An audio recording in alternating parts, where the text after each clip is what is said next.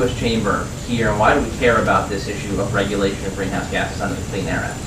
And really the answer is, do you want energy or not? Do you want economic development or not? Because that really is going to tell you whether to use this device or another one. That really is, realistically, that's what we're here for. That's what we're here to talk about. So I try to deal, a very realistic basis. Why is this happening? Why are we even talking about this today? Why is the Clean Air Act, why does it matter right now, given that there is action in Congress? And very simply, is the way I look at it, is that it's a very simple argument. It's a hammer.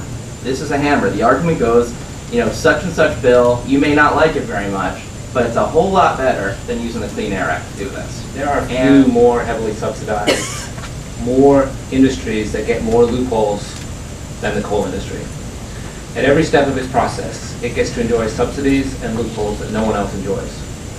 So whether you're an environmentalist or a free marketeer, there's something very, very wrong with our existing industry. We're on a path in the next 6 months, 9 months at the outside, where we will be in a carbon-constrained world and a carbon-constrained economy in the United States.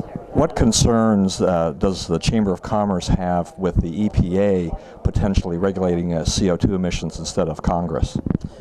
We're concerned for a number of reasons. We have challenged, on the one hand, the endangerment proposal itself, in that we don't think legally they've made a sufficient determination that would withstand judicial scrutiny that it endangers public health and welfare. Beyond that, actually using the act to regulate CO2 results in some really ludicrous results. Not the least of which is it goes way beyond the large sources and cars and things like that, and really just regulates just about everything.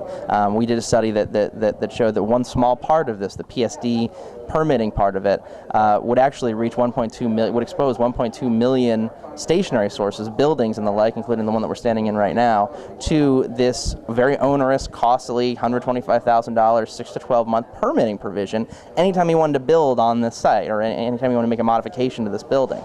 And that's just one piece of it. The Clean Air Act really was not written for this. It was not intended to deal with this. The thresholds are for different types of pollutants. Greenhouse gases are so much different than things like lead and mercury and other pollutants that are typically covered by the Act, because it is emitted in such large amounts from such a diverse number of sources, and frankly internationally. And it's about concentration. It's not necessarily about I emitted CO2, so it's right here and it's right there. And so we have very, very grave concerns with EPA moving forward as quickly as it possibly can to get this done. We wish that they would take a little bit more public input, have an on-the-record hearing, not only on endangerment, but then really let the public understand what's going on here. Is the Chamber concerned with the costs of this type of regulation?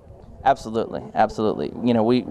The costs could be really incredible. I mean, let's pretend that we have an endangerment finding that leads to the trigger of national ambient air quality standards, which none of the panelists today even wanted, and we all agreed, environmental groups and the Chamber alike, that that's a terrible idea. But legally, it could legitimately happen. I mean, if an endangerment finding, it's triggered by endangerment. So if the endangerment finding is made for cars, it wouldn't take much more than a lawsuit to try to start the ball rolling for NAAQS. Now, NAAQS, it basically sets a national ambient air quality standard. So because you would have to measure, and EPA said this, because you would have to measure CO2 average levels in this country as opposed to specific parts anywhere else, because it is done sort of on an average concentration basis, wherever they set the standard will determine whether the whole country is either in non-attainment or out of non-attainment. And if you're in non-attainment, the penalties are unbelievable. I mean, you can lose highway funds. It is essentially a scaling down of your community. If you take a source offline, or if you want to build a new source, you usually have to take another one offline, or maybe one to two offline. So you just have this general shrinking. It's sort of ludicrous in a way. But even beyond that, some of the more mundane things, Title V operating permits, which this 1.2 or maybe more million sources would now have to get, has a carbon fee to it, essentially. I mean, there's an actually administrative fee to carry out the Title V program that could be hundreds of thousands of dollars, depending on the size of your source. And that in and of itself is just a carbon fee. But at the end of the day, the thing that worries us, I think, the most is the fact that it's just going to slow down the economy. And at a time when we don't need to be slowing down the economy, this is exactly what it's going to do. It's going to make things harder to build. It's going to make energy more expensive. And frankly, because it's not international in scope, it's probably not going to do much about CO2 concentrations globally.